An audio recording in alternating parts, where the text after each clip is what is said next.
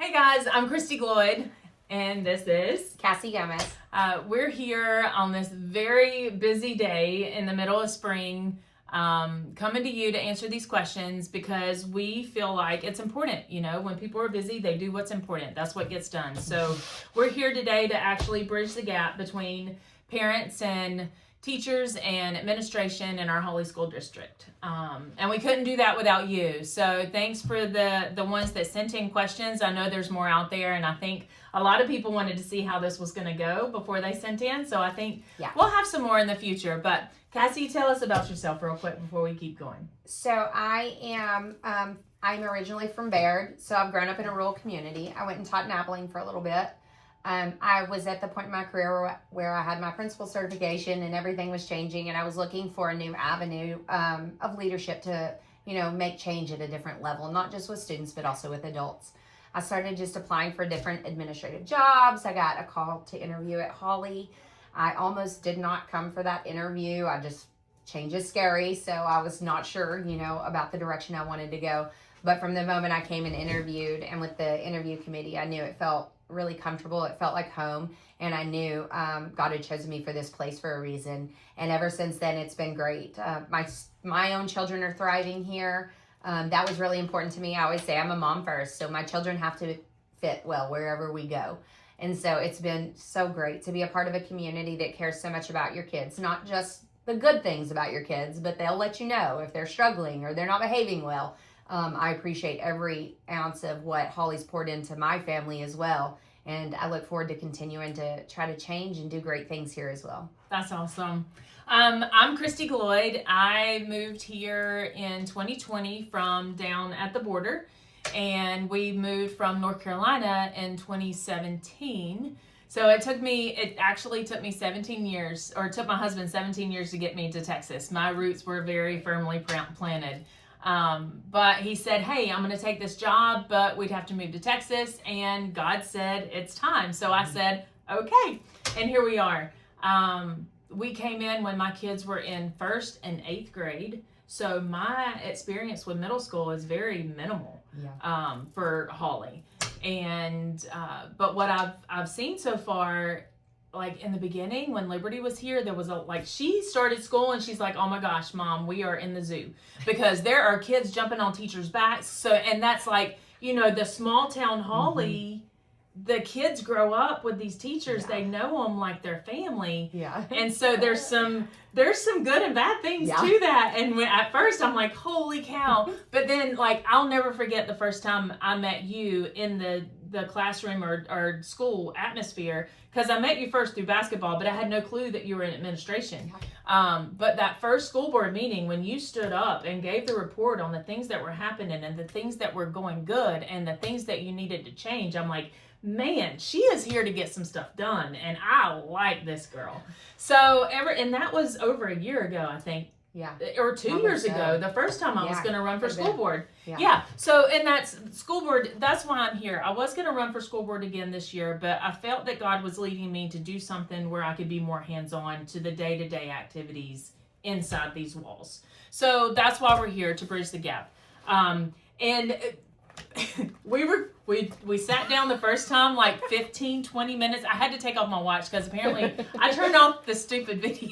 And we're sitting here talking for half an hour and we didn't record it. So if some of this feels like planned, it's because we literally just did the best first take and didn't even get it recorded. So practice round. We're gonna try. But I now say that because I am one of the most transparent to a fault people that you'll ever meet. And if I say something wrong, I will apologize if you tell me that I said it wrong, because I might do that. But anyway, we're gonna dive right in because we've already been here for a while. Yeah. First question, and I'm gonna graze over it, and if I misconstrue it, for time's sake, we're just gonna hit these topics, okay? Yeah. So the first question was to see more discussion about bullying and racism, how it's handled, and what's the policy for reporting incidents, and how quickly is that addressed? Since we already had a trial and error, I can be a little more efficient with this answer and direct. One of the things that I like to tell people is that communication is so important on our end too, that the sooner a parent or student reports something, the sooner we have an opportunity to take action. Mm-hmm. I am a mother of biracial children, so we can see things from the lens of different racial comments. And a lot of that is the conversations we have with how students respond to those things. The first place I would tell you for bullying and racist comments, things like that we have a spot on our website where you can report those things. And those come through on a spreadsheet, and I get a notification immediately. Like, it doesn't matter what time of day, I can be at home, 8 o'clock at night, I'll get that notification. It gives me an opportunity to review it and start as soon as the morning happens. Because usually that's what happens when we get a report, is that students have gone home, they've had those conversations, they make them at night, I get it, I review it and go over it the first thing in the morning, or Mr. Thompson as well does. We usually tag team on a lot of those things, and we try to address things as soon as possible. Sometimes it looks like he takes on and works with the kids to come to a solution there, and sometimes I'll be calling the parents, or vice versa. We work really great as a team in that aspect. And we also have Mrs. Heathington, who's done an incredible job with working with our students, whether there is a major need or maybe it's just something that a student is really struggling with. Our counselor, Mrs. Heathington, is the secondary school counselor of the year at Region 14. Yeah. And she goes above and beyond. There's not one thing that I have asked her that she could help me with or do that she has ever said, nope, can't do that. She has a very, very full plate. And like we were talking about earlier, we are really seeing such a huge mental health crisis across the nation, and so, or world really. Yeah. So her plate stays busy, but she makes sure she meets with every kid that I ask her to meet with, and she makes sure their needs are being met. And then from that initial conversation, she kind of plans out how often she can meet with them and what the topics are. And she's so great about getting back with parents too and letting them know and giving them a recap of what kind of has gone on. I think that all these things, whether it's physical, racial, just kind of meanness, like we talked about a little bit, that these are kids and they repeat things that they hear and see. And even if it's not happening in your home, it could be happening in someone else's home. And so kids get exposure to so many things, these new names and new words. They're not just the funny ones like no skibbity and whatever else they say. There's mean ones out there too. Yeah. So kids tend to try those things out because they're kids. Yeah. It's a societal issue even for adults. We can't go into a room where we think we can control what everyone in the room's going to say, even as adults. And kids are definitely no different than that. They speak before they think. We do not have that frontal lobe completely developed. So assigning consequences always happens regardless of what happens with them. The level of consequences is a little bit higher for physical and racial comments. But with that, I've said before, that going to ISS doesn't fix a problem. It addresses and applies consequences to the behavior. But we really try to go into depth of having those conversations and working with things like our Capturing Kids' Hearts. Mm-hmm. And those kind of opportunities for students to learn and grow from that, because we can't change behavior that they've seen at home that they think's acceptable overnight. And a lot of kids, sometimes even the best of them, will make mistakes and they don't think about it because their friends said it or their friends did it. So we have to change the behavior. We can't just apply consequences. We obviously always apply consequences, but we don't just do that. We also want to change the behavior, and we want to teach kids to empathize. One thing that I'm super excited about next year is that we're implementing Leader in Me. We're going to take some small steps because I think it says a lot for kids to become the leaders. And it teaches students a little bit how to have conversations. And like we said before, a favorite word in middle school is you get a little bigger and bolder and you want to tell other people just like, shut up. Mm-hmm. So it's like they're meaning well. If they're in a group and they see something happen to another student, they'll say, hey, shut up, quit that. Or they'll push back. And in their minds, I'm standing up for somebody. Yeah. But maybe that isn't the best way to do it. Right. And we see that in society now mm-hmm. on how we address things as adults even. And so this allows us to give kids the language and actions that they can use that are appropriate when something comes up. Not just a victim in that situation, but maybe a bystander. So we aren't just a part of the group of adults who video something bad happening to somebody. And we all teach each other. I mean, that's what we're here for. Yeah. We're here to help each other. We're a community that's supposed to work together. And the way you teach in a receiving way is through love, not through stooping down to that level and being mean right back. So very good point. And the Leader in Me, like, we can look that up now and even do it as parents. Like, these are things, I was just listening to a podcast on the way over here about how to have self-control and have a strong mind and be emotionally strong. And these are things that we can address on our own that is going to be encompassed with Leader in Me in the school system. We did First Things First back in North Carolina, and I love it to a fault that Liberty, every time I say first, she hears it and she hates it and it's like, God. But, you know, I still see her practice First Things First. So I'm excited to see that come through. Anyone, and this will be things coming home to parents. So anyone, even as an adult, I encourage you to go ahead and look up Franklin Covey.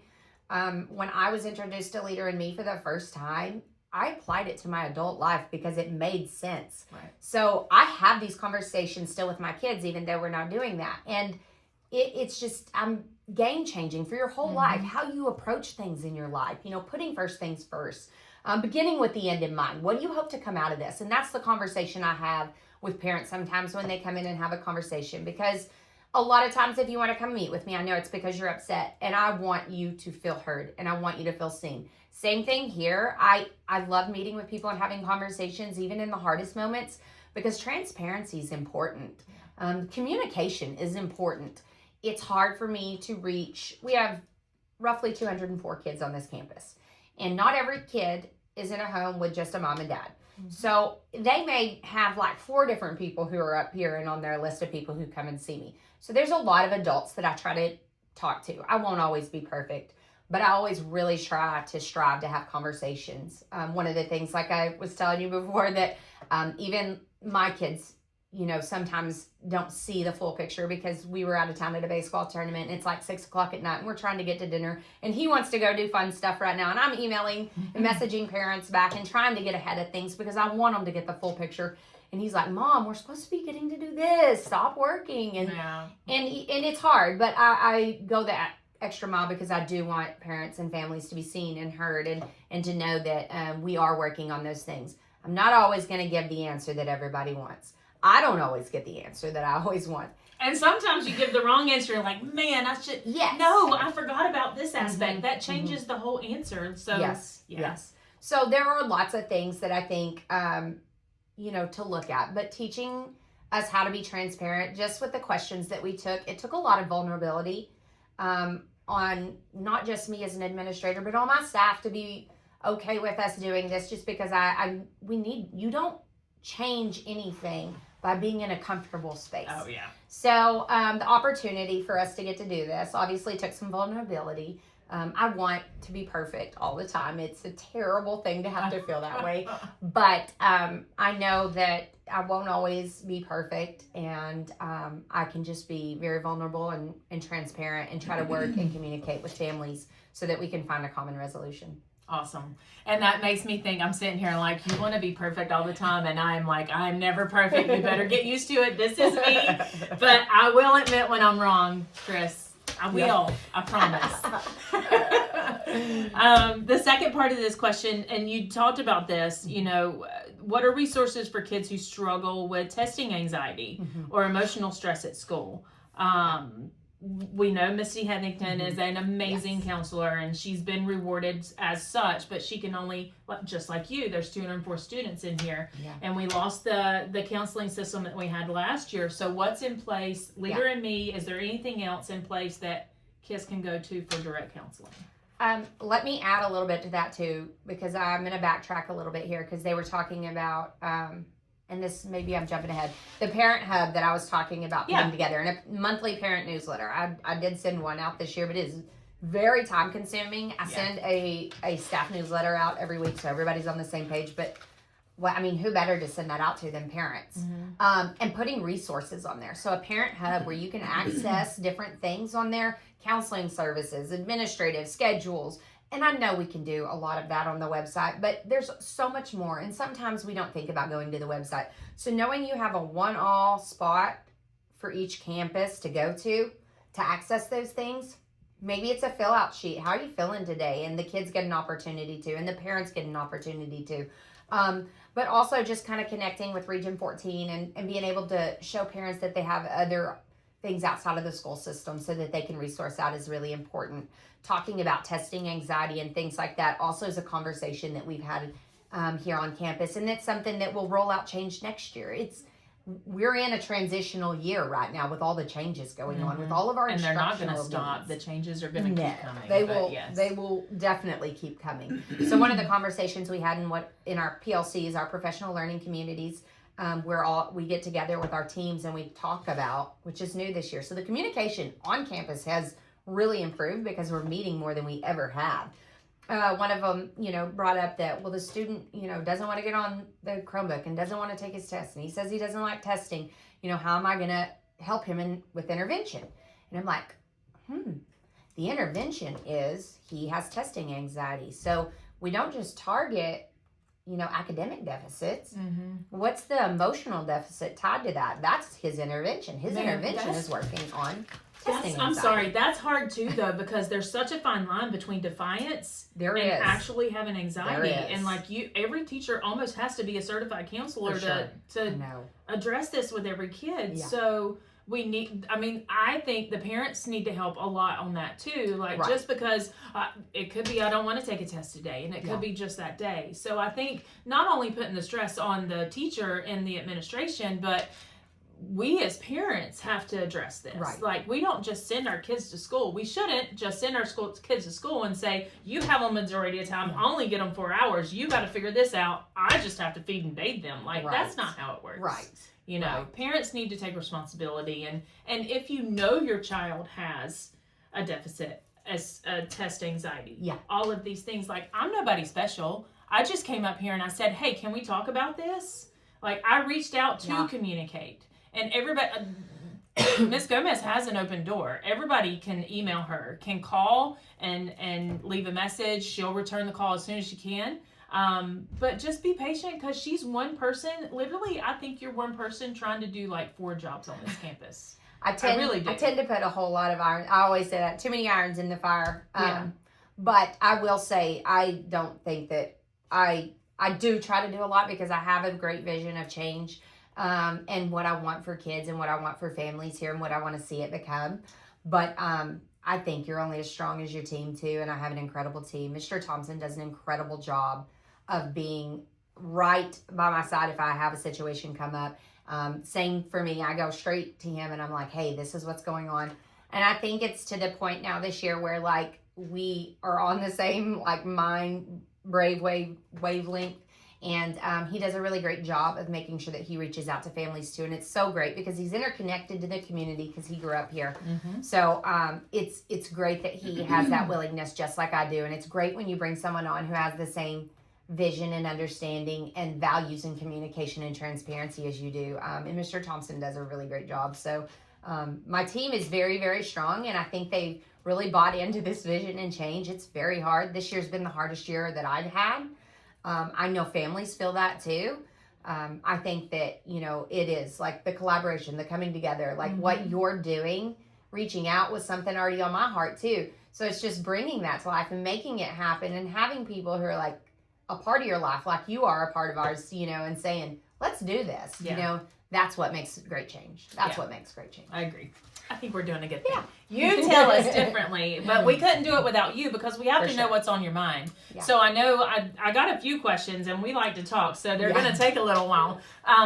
But as more topics come up, we'll try to address them better too. This isn't just a one and done thing. We really want to implement this to either every 2 weeks or once a month or something so that you can get a look inside these hallways and see what's happening with your kiddos every day and see how hard these teachers and administration are working to give your kids a safe environment of learning, not only just subjects, because let's face it, they don't need to know all these mathematical equations in their job in the future. But we need to know how to work together with other people. We need to know how to help our friend when we see them struggling.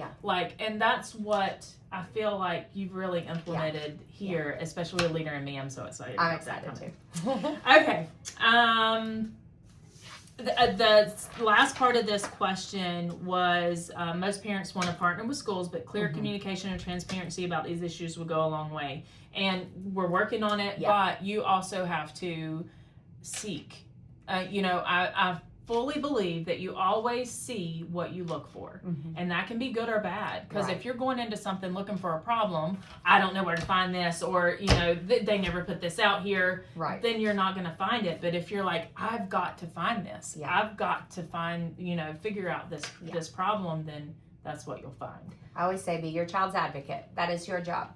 It's not meaning that I'm an advocate for, I have a child who is hard to handle, and there's not been one day since that child was born that he hasn't been difficult to handle. I still have his shirt and his shorts at the church. You probably do. He is very strong-willed. He finds himself saying things sometimes he shouldn't, but he's been on the receiving end of that too. But I'm my child's advocate too, and I know I say this too, because this is how parents, they're like, yeah, but you work in this school. Yeah, but you have the common language. I'm like, I agree. But my child and I we were not in the same school before. And so I see things also and understand, that our kids are not perfect. Like, my kids are far from perfect. And let's face it, sometimes they're little turds and they do not see the truth and they misconstrue it. And we only get part of the story. Yes. So when my child comes home and says something, I ask him, are you sure that happened? And if it's worth me having a conversation with an adult, I email his teachers. And I'm like, hey, this is what I heard, but I need you to tell me because you're the adult. And a lot of times I don't have the full picture, and I think that that's the big thing. If you still feel uneasy after talking with a teacher about a situation, absolutely reach out to me and Mr. Thompson, because we are more than happy to address anything and look into it further. But be your child's advocate. And that doesn't mean that we come up here and yell and cuss at teachers or administration. It doesn't mean that we're hateful in everything we do. It means that I'm coming to you because I know my child has issues. What is the best thing I can also do and that you can also do as a team to help them be successful? Because you're right. We are only with your kids so many hours a day, and most of you guys are busy with your own lives too. And it's hard. When I get home, that's what I was like. I get here at 7, I leave it probably at 7 on a good day, on a regular day. Yeah. But when I get home at night, I am exhausted. I'm cooking supper. I want to go lay down. I don't check on everything always. As a mom too, I may work in the school system, but I'm not always on point. I don't always ask, how are we doing in our classes? But I do check a sender and parent portal on my own kids. I do not have conversations all the time with even the teachers I have with my kid on this campus. Like, I have to be my child's advocate. The first thing I do is look at parent portal. I break it down and I look at my kiddo and I say, why are you missing an assignment in so-and-so's class? Show me where it's at. Go find it. Get busy. If I see it not change after I was with them and it was entered, I might email the teacher and be like, hey, I noticed they were missing this assignment. I try to also respect a professional boundary with my teachers and my own children, because I don't expect them to treat my children any different. Like, I want my kids to learn the responsibility of having to, be mature enough to handle their own business. But be your child's advocate. If they're not telling somebody at school something's going on, please email me. Please email Coach Thompson. Please let us know something's going on, because I do want to address it. And the best way we do that is we're partners too. So we communicate for our kids sometimes when they have a hard time learning to do that themselves. Yeah. And that's important too. Is like at middle school, it's time for the kids to start stepping up on our own though. So it's not like we're not telling you, okay, you have to ask the teacher where this assignment is or what happened, blah, blah, blah.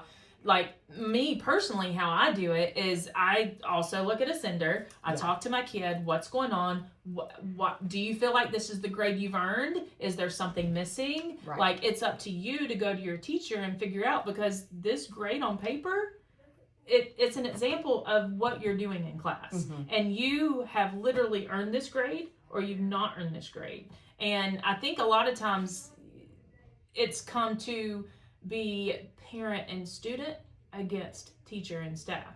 And it's not supposed to be that way. Right. Like, it's supposed to be parent and teacher and administration. Like, us adults are supposed to be on the same team. Yeah. Yes, you're on your child's side, but your child is juvenile. Like, they haven't developed, like you said, the frontal lobe to really understand what's going on. Yeah. So that's where you as a parent have to bridge the gap and help your child learn how to address their grades, their assignments, and go to the teacher. Like, sometimes, and this brings up a thing, I've heard so many things, and it's like, well, some teachers aren't approachable. Well, are they not approachable, or have we not taught our kid? Because this day in society, people don't want to talk to each other. Yeah, they just want to type to each other, or just form their own opinion and go away. So that's a thing too. Is you know, you have to teach your kid to do it, and then if your kid is not successful, then you step in and be the advocate. Yes. You know.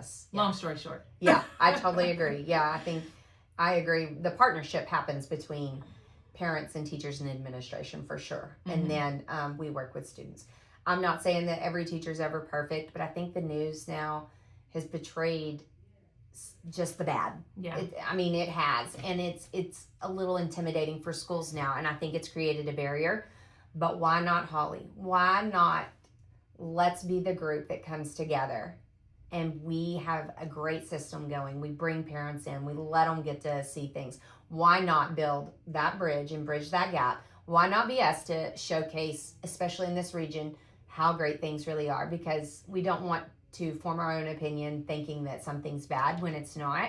I've said this over and over again. If you come to a school board meeting, you can hear it. I am so blessed. This year we have just an unbelievable staff. Like, they are veteran staff. They have done this for a long time. They know what they're talking about. We're not always happy with certain things. I know that. Even as a mom, sometimes I have to be like, But man, we are really blessed. I know your kids are going to get the academics that they need from this staff. That's great. All right, let's move on. New transfers. So I'm going to summarize this question really quick. But this mom, the kids love the school. They relocated and they love their school. Really enjoy the teachers and staff. But welcome information packet for those who don't come into open house. What's the status of that? Do we have any of that in place? Yes. So I love this question, and we said that too, that one of the great things about this is that it opens our eyes to a little bit. At the beginning of the year for middle school specifically, we hosted an orientation. That was new this year. I loved that. We're going to make it bigger and better next year. I think it went well. I loved it. We did 6th grade by themselves because they're coming onto a middle school campus. And I met with so many parents before that where they're like, I'm so nervous. And I'm like, it's going to be great. They come to middle school and they really do love it. They do. I mean, there's things that they don't love, but it's fun to watch them. And then we did a 7th and 8th grade because they kind of already know the system's in place. But we had a packet, and it was filled with all kinds of information, including, like I said, in the fall semester, the phone call we get the most probably up here is what time is lunch. So it has a schedule, so you know when you can have lunch with your kiddos. But just remembering, too, that we need to hand those out even after Christmas break to new enrollments. That's a great thing to remind us that we need to do that and put that a part of some of our paperwork that goes into that. So I'm looking forward to adding those things to the files that we hand out at the beginning of the year. So that way you have all of it accessible. We'll have it all done during the summer, and we'll have it ready for our new year when we do orientation, but also we'll have it within our filing system. So that way when we have new students come in February or March or whenever it is, they still have the same access to information. So it was a great question, and I'm really glad that got brought up. Good deal. And yes, Hawley does have a website for the ISD. And I know I asked this a few weeks ago. We got to figure out who's in charge of updating that. Did you figure that out? I think we have a team effort, but I usually talk to Dr. McBrayer about it, and she usually has a lot of the great answers and can update a lot of it. So yeah, because I'm not going to stop here. Like I love working with you, but I also want to sit down with Dr. McBrayer on camera and answer some of those questions, and all the campuses too. So absolutely, good deal. Okay, RVs and campers, these spots being allowed as permanent residents for the school. That was a question that came in. My part of it was safety. Their part of it was our infrastructure, paying taxes and things like that, which I don't think we can answer, but go ahead and elaborate on that. So I did give just a little extended thing about this.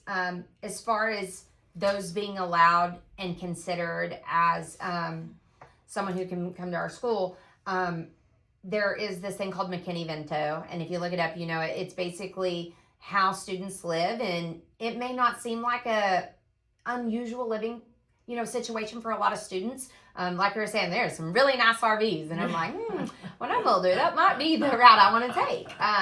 But it doesn't matter. They kind of list that as a homeless situation, and regardless of where they're living, we have to accept students like that. And that's not always a bad thing. I have had some situations that I obviously won't go into detail about, but it helped me really be able to keep an eye on it, on some kids that I really was concerned about. And if it hadn't have been for that situation, those children might not have, ended up in a safe place. So I am really grateful in a lot of ways for those things sometimes. However, I think the biggest thing we're talking about now is like when you talk about taxes, those are conversations you need to go have with local government, with your city officials, with your county officials. Those are still important conversations because those things affect your school system. They affect your community. Sure. And could help. And it could. Yeah. The biggest thing I normally care about right now, recently with RVs and people living there, is we're going to have all these AI people come in living in all these RVs, which is a huge thing right now. It is huge. I mean, you look around, you drive anywhere, it's a big deal. You hear it on the news.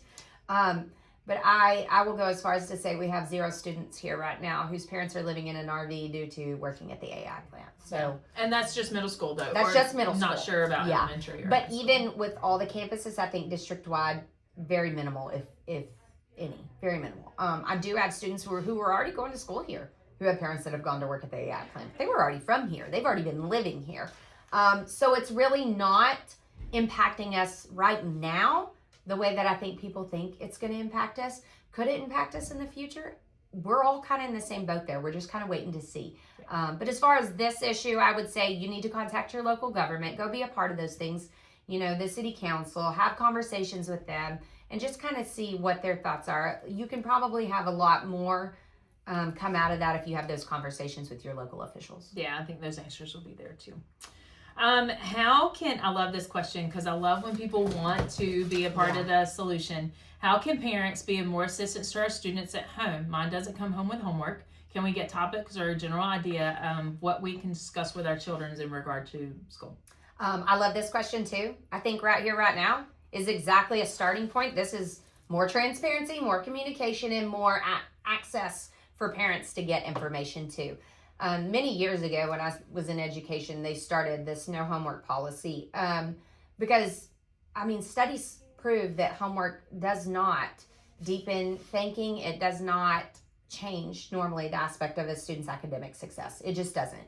In a positive way. Yes. Yeah. If you've ever had to argue with your kid over a math paper at night, which most of you, we're all in the same boat. Yeah. But anyways, I think that the reason this is so important to know is because at the middle school level, and this is my favorite part of middle school too, is that they finally get to start getting into like their own little selves, and we start knowing who they are. Yeah, they get to start participating in UIL events, or they get to start being a part of the, one act play.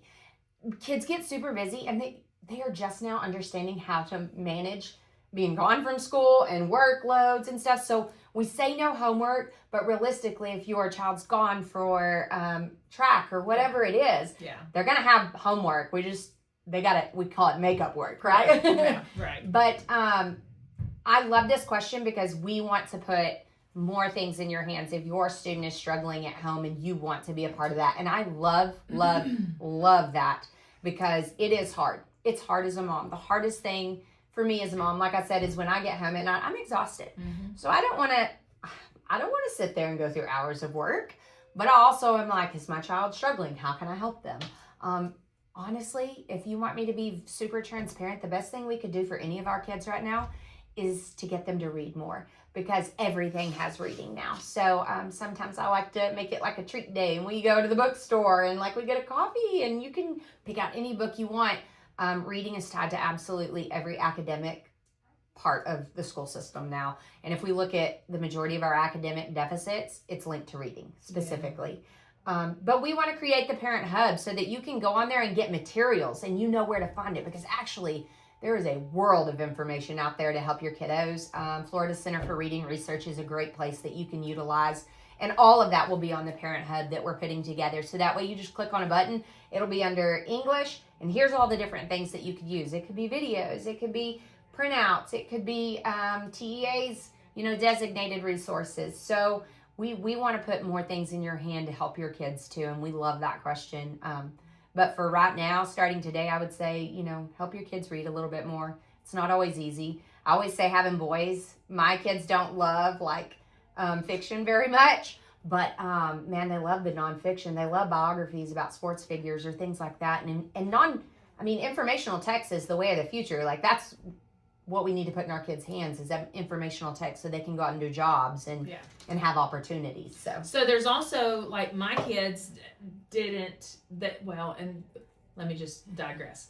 They love Audible. So listening to books read to them, because we all have different ways of learning, right? And it depends on the subject, on how we're going to learn that subject. But find a way to get either highlight it and have Siri read it to them. Just something that educates their mind to think through what they, have read.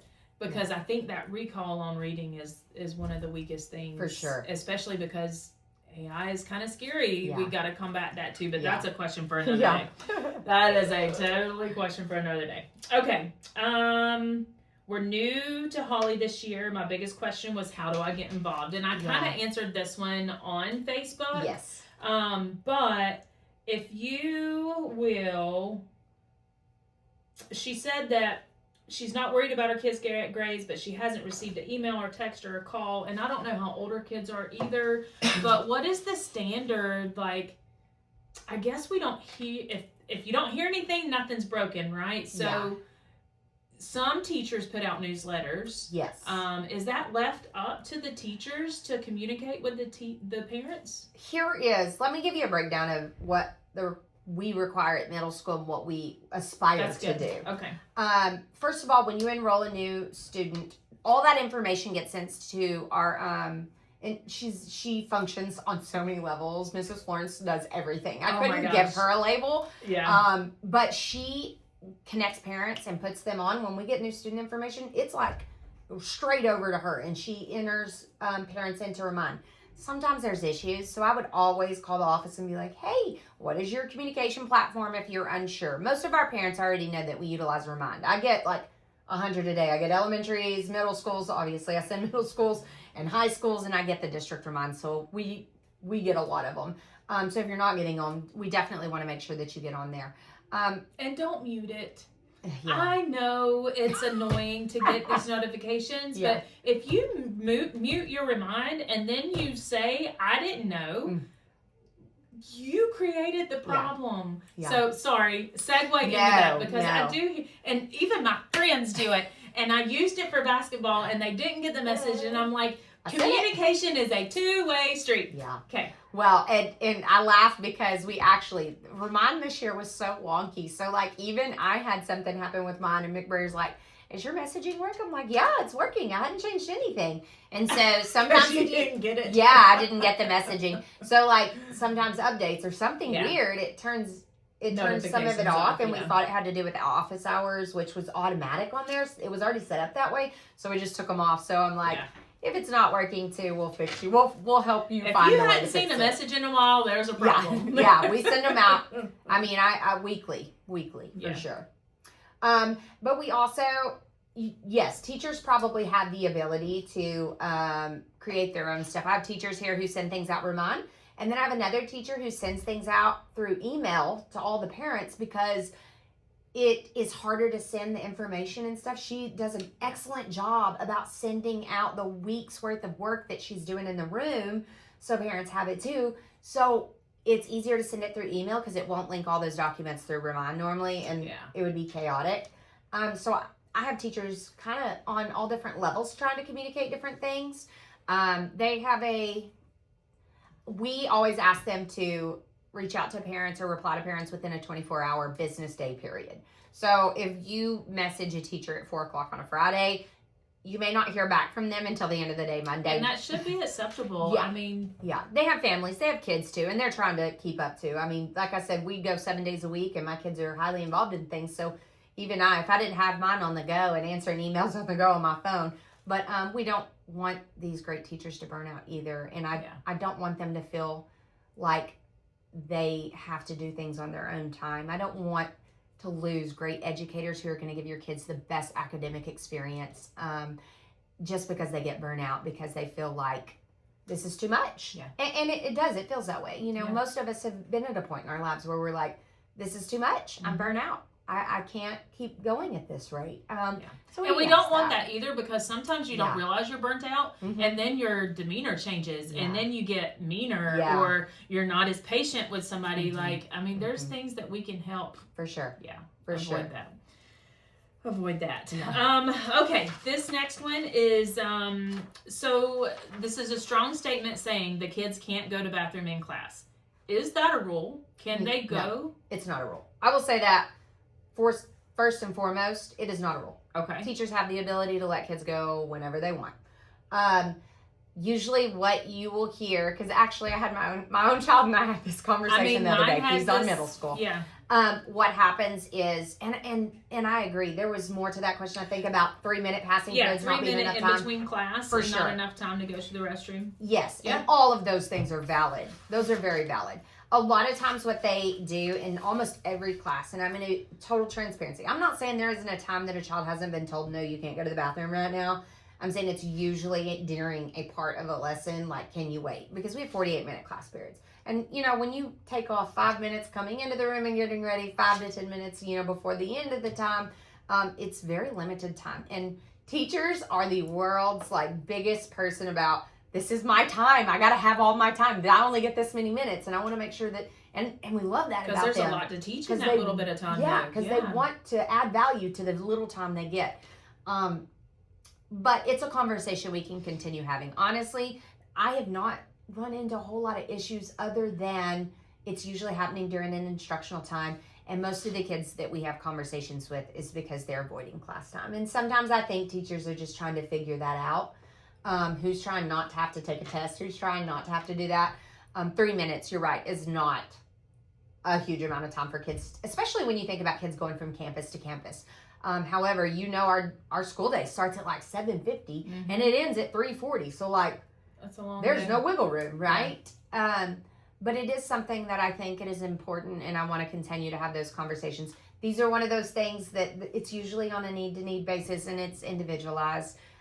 Because for some kids, I'm like, no more going to the bathroom during the middle of class anymore, because I know what they've done in the bathroom, and it's been a repetitive behavior. But for some kids, it's just I wasn't a part of that group, and this happened, and I really need to go to the bathroom. So those things are kind of hard sometimes. Yeah. Last year, we had parents really want kids to have access to lockers. They haven't had them since COVID. And so we're like, let's do it. Well, what we found was it's just, they don't have the time to do it. I mean, and that's a hard one to change. It really is. Our times and our minutes, that's almost impossible for us to change, to give more time to. But creating flexibility with teachers is something I will definitely work on. Most of my teachers are really great about it. They're like, if you need to go, go. But there are some that probably are a little more firm about it. And I hope that parents know they're not doing it out of a place of meanness. It's more of I want them to be in here through this instructional time and get this done. And I think it's because they value that time so much. Yeah. I will say that this is a topic that has come up several times in the last 4 years. Yeah. So I know it's hard to change the bell schedule and the structure of that, Yeah. but I mean, we got to figure that For sure. out. So, communicate with the kid. It's at the first of class when you get there. Yeah. And when I was growing up, it was, you got to go to the restroom before we get in the car. Yeah. You got to go to the Yeah. restroom before we leave. And I failed teaching my kid that. So she has been, one that in the middle of class, it's inevitable when it happens. Yeah, and it is. not It only, is. Yeah. and we have some You have to nervous go. bathroomers too that, I feel like I have to go. I feel Yeah. like I have to go. And Yeah. that's always at the wrong time in Yeah. the middle of instruction too. For So, sure. but just having a standard of knowing Right. what to expect. Because 3 minutes, you get here, It's 3 minutes. fast, yeah. Tutorials is kind of a place to take advantage of restroom break, though, Yes. right? Yes. I probably feel like the biggest time that we've seen pushback with bathroom breaks is in fifth period, which is right after lunch. So we told kids at the beginning of the year and repetitively, go to the bathroom before you leave. I mean, They're at talking an with age, their friends. They have Yes. no concept of time. and I'm in an age too, right, where it's like, okay, well, it's like we say we don't have anything to drink before bedtime now because we never wake up. So it may not hit until later on. So adding some flexibility there is something that I'll put on my radar, so that we can have those conversations with teachers too. Cool. Awesome. All right, this last one that was sent in. One thing I really like to address is communication between teachers and parents. Sometimes when parents bring up concerns about their child, it can feel the issue gets brushed aside, or we don't hear anything back unless we follow up multiple times. I feel like this is a personal situation, but at this point, I personally feel like his teacher doesn't care about my child or my concerns. My child needs help. He struggles with learning, and I had to go above his teacher to get him pushed into RTI and told that the teacher currently in charge didn't have any more spots available. So what's going on there with the art? And what is RTI? I'm not. RTI it's called response to intervention. However, Okay. next year with Leader and me, we are going to rename that into what we call win time, and it's what I need. Because sometimes there's such a negative stigma on RTI and intervention, and it just makes kids feel sometimes like, oh, it's because I can't do this or anything. So win time makes it sound more like you're a winner, you can win, and this is just what you need to help get you there. So I'm super excited about that change. Sometimes just a name change Just makes a a world of difference. Yeah. I'm gonna give a little pushback on the communication thing because, like I said, I make myself available. There isn't a parent that I've worked with who has a kid who struggles here that hasn't been able to reach out to me if they didn't get the answer that they were looking for with a teacher. Not one. And there's never a teacher here on this campus that'll tell you that I haven't communicated immediately with them after a parent reaches out to me. Like I said, sometimes if you send an email at this time or whatever and they're gone, it may take a little bit of time. And I think that's the frustration part as a parent, right? Like if we have a major need, we want to know right now. But that's not always feasible for a teacher who has 70 kids, right? And she's trying to communicate with everybody. Accessing parent portal, because of those struggles. I have 2 kiddos and one of them struggles significantly academically. And I just go through that list of things and I write them down. I'm like, this is what you need to do. I always tell this to kids who come in here too, because our policy, we have late policy, right? And my teachers will be mad if they see this. No, they won't be mad, but they'll be like, oh, thanks, Miss Gomez. But I always tell them, I was like, honestly, the best thing you can do is just try. Teachers love that. Adults love that. I told people going to college that. I'm like, just go talk to the professor. Just let them know you care. So I'm like, I know this paper was from like 3 weeks ago, and technically they don't have to take it anymore, but just go ahead and do it and go up to them personally and say, hey, I worked really hard. I realize this is late. What can I do here? Because I'm like, man, what a difference. Yeah. How powerful is that to teach our kids something like that? Yep. That's a life skill. Like you're going to learn that in your jobs. You're going to learn that, in your life struggles and conflict. So I always encourage them still, just go have those conversations. But I have to do that as a parent. And that's on an administrative side. I'm really parenting by telling a kid doing that because I'm almost like trying to tell them to ask for, some leniency against policy. But I think the best thing that we can do is we aren't always going to be the ones to initiate conversation if you have concerns about academics with your child, because we have 204 kids and we're trying to meet the needs of IEPs and goals and intervention and things like that. I will be really honest with you. Intervention this year was a class that we added because we wanted to specifically help and support what we call tier 2 kids. So those kids live somewhere between extreme deficit, like really, really struggling, low performing, and our tier 1 high deficit. Our tier 2 kids are our in-between kiddos who are like, could we fix this with a couple of little things? How can we target very specific needs with them? Because we're going to provide different supports for the other 2 groups. And we are doing that this year. This is the first year we've done small group in middle school. It's really not that common in a lot of schools either. Middle school normally doesn't have things like that. But we saw a need. We saw an academic area that we wanted to improve. We bought horseshoe tables, and we started working with tier 3 and tier 2 students in the classroom in small groups, similar to what you and I are doing. So RTI is very small. The room's very small. There's not even enough room probably for us to have a great number of kids, but it's like gold for us to get to have a class like that, to really target and help your kid with those instructions. So I understand that some parents are like, I want my kid in that, but I may not have the availability in it. And I'm not saying you can't request it and that we wouldn't grant that. There is a possibility that we could meet and decide that to be true. It's just once we're rolling out in a semester, it's very hard to make those changes anyways and say, well, this kid doesn't get to be in there anymore. We're going to move this one in. So equity is really important here. We have to be equitable with kids and families too. So outside of RTI, is there any tutoring here at middle school? I'm going to be very transparent when I say this. We have our tutorials period where we have that opportunity. but we also eat breakfast during that time. Yeah. It's very hard to do that. Mm-hmm. However, I always tell students, and a lot of them know this already, you can come at 7:30 in the morning and get individualized tutoring with students.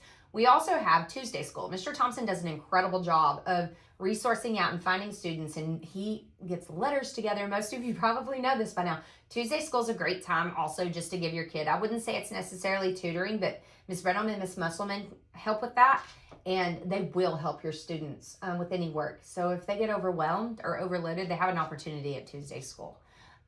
There are several opportunities for them to be able to stay after school. I have a lot of teachers who have that availability.